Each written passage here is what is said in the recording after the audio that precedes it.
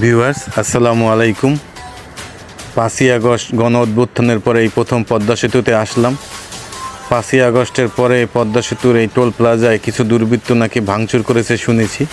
তো আজকে দেখলাম এসে না, মোটামুটি সব কিছুই ঠিক করেছে এবং সেটা আগের মতোই আছে। তো আমরা যথারীতি নিয়মিত টোল দিয়ে এখন আমরা পদ্মা সেতু পার হব, আর আপনাদেরও দেখাবো এই শরতের সময় পদ্মা সেতু কত সুন্দর দেখা যায়। আমরা টোল প্লাজায় টোল দিয়ে পদ্মা সেতু পার হওয়া শুরু করলাম। পদ্মা সেতু পার হতে টোল প্লাজা থেকে পদ্মা সেতুর মোটামুটি অনেকটা দূর। পদ্মা সেতুর দুই পাশে প্রচুর গাছপালা লাগানো হয়েছে, যেগুলো দেখতে এবং এটা পদ্মা সেতুকে আরও আকর্ষণীয় করে তুলেছে। পদ্মা সেতুতে উঠতে হলে রেল সেতু পাওয়া যায়। রেল সেতু কিন্তু পদ্মা সেতুর নিচ দিয়ে গেছে, কিন্তু পদ্মা সেতুতে উঠতে গেলে প্রথমে কিন্তু রেল সেতু উপরে হয় আর রাস্তা নিচে, কিন্তু পদ্মা সেতু যেখান থেকে শুরু হয় সেখান থেকে কিন্তু রেল সেতু পদ্মা সেতুর নিচ দিয়ে গেছে। এটা একটা দারুণ নির্মাণ। আর এই যে দেখতে পাচ্ছেন, এইখানে পদ্মা সেতু যখন উদ্বোধন হয়েছে এখানে মুরাল ছিল, এখানে শেখ হাসিনার ছবি ছিল, সেখানে এখন কিন্তু এখানে ছবি নেই। আর এইখানে হচ্ছে আপনার পদ্মা সেতু রেল লাইন। আমরা রেল লাইনের নিচ দিয়ে পদ্মা সেতুতে উঠতেছি, রেল লাইন কিন্তু আমাদের উপরে।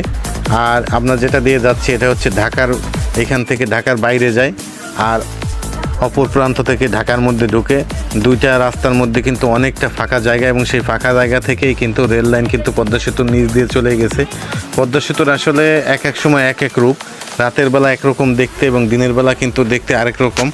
যেহেতু পদ্মা হচ্ছে সবচেয়ে বড় নদী এবং খুব স্রোত, এর উপরে একটা সেতু নির্মাণ করা সেটা কিন্তু অনেক বড় ব্যাপার।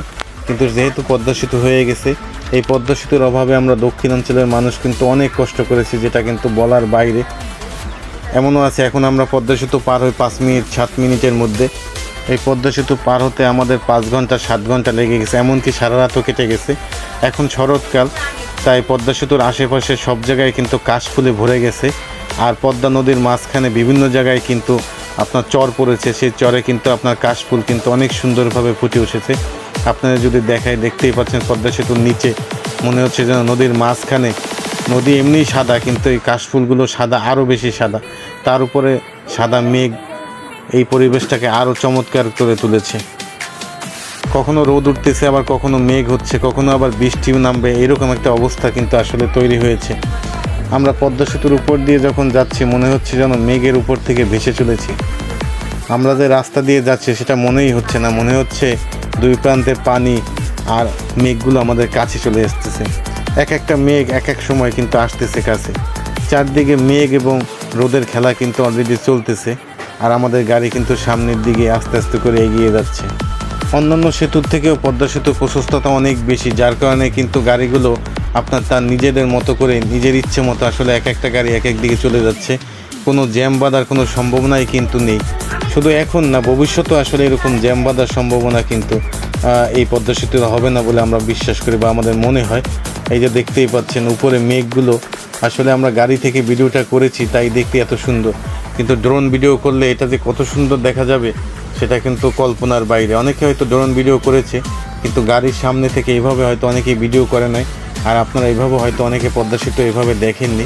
তো দিনের বেলা যদি পুরো পদ্মা সেতুটা আপনারা দেখতে চান তাহলে অবশ্যই আমাদের পুরো ভিডিওটা সাথে থাকবেন এবং পুরো ভিডিওটা দেখবেন, তাহলে বুঝতে পারবেন পদ্মা সেতুর সৌন্দর্য। এখন যেহেতু শরৎকাল, নদী কিন্তু সব ভরাট, নদীর মধ্যে অসংখ্য ঢেউ। আমরা গাড়ি দিয়ে পদ্মা সেতু পার হচ্ছি, কিন্তু তার নিচ দিয়ে ছোট ছোট লঞ্চ, বড় লঞ্চ, বিভিন্ন কার্গো সেটাও কিন্তু পার হচ্ছে। সেটাও কিন্তু দুই পাশে আসলে পদ্মা সেতুতে যাওয়ার সময় দেখা যায়। আর এই পদ্মা নদীতে কত যে ঢেউ ছিল, যখন ফেরিতে পার হয়েছি, লঞ্চে পার হয়েছি, তখন কিন্তু অনেক ভয় লাগতো। অনেক বড় বড় ঢেউ কিন্তু এখানে আসলে আশ্রয় পড়তো। এখন সেটা আপনার পদ্মা সেতুর উপর থেকেই দেখা যায়, কিন্তু ওইভাবে বোঝা যায় না। আমি বারবার একটু জুম করে যদি আপনারা দেখাই তাহলে বুঝতে পারবেন যে আসলে নদীটা কীরকম ভয়ঙ্কর রূপ নিত। কিন্তু এখন কিন্তু আমাদের সেই নদীটা ভয়ঙ্কর রূপ আমরা দেখতেও পাচ্ছি না।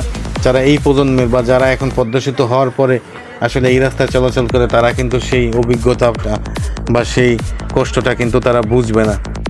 আমরা যখন পদ্মা সেতু পার হচ্ছি কিছুক্ষণ পর পর কিন্তু এক এক খণ্ড মেঘ এসে আমাদের গাড়ির সামনে মনে হয় পড়তেছে। আপনারা যদি দেখায় একসাথে মিশে গেছে পদ্মা সেতু এবং আকাশ।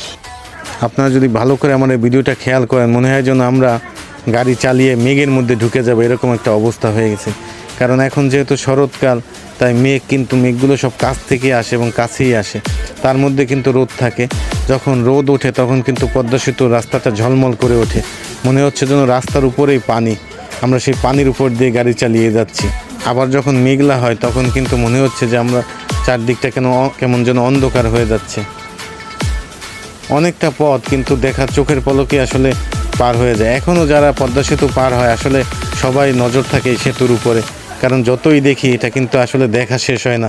এটা একটা আবেগ, এটা একটা অনুভূতি। পদ্মা সেতুর দুই পারেই কিন্তু রাস্তার দুই দিকে অনেক প্রশস্ত, এবং একদিকে নামার রাস্তা এবং ওঠার রাস্তার মধ্যে কিন্তু বিস্তর বা অনেক ফারাক। এর মাঝখান থেকে যখন রেল লাইনটা ঢুকে যায় সেটা দেখতে কিন্তু আরও চমৎকার। দেখুন অনেক দূরত্বে এক একটা লাইনের সাথে আরেকটা লাইন, যারা গাড়ি থেকে উঠে বা গাড়ি যখন নামে তখন কিন্তু দুই গাড়ির সাথে কিন্তু আসলে দেখা হয় না, রাস্তা একটাই কিন্তু ভাগ হয়ে অনেক দূরত্বে চলে যায়। আবার পদ্মা সেতুতে যখন ওঠে তখন কিন্তু কাছাকাছি হয়ে যায়। যাই হোক, আমরা অনেক দৃশ্য দেখতে দেখতে কিন্তু আমরা পদ্মা সেতুর একবারে শেষ প্রান্তে চলে এসেছি।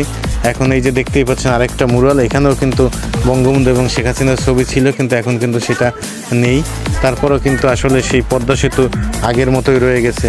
এটা রয়ে যাবে চিরকাল বাঙালির আবেগের সাথে, বাঙালির ভালোবাসার সাথে। পদ্মা সেতু বেঁচে থাকবে যুগ যুগ। আর আমরা দক্ষিণ অঞ্চলের মানুষ এই পদ্মা সেতু পার হয়ে শুকরিয়া আদায় করব সব সময়।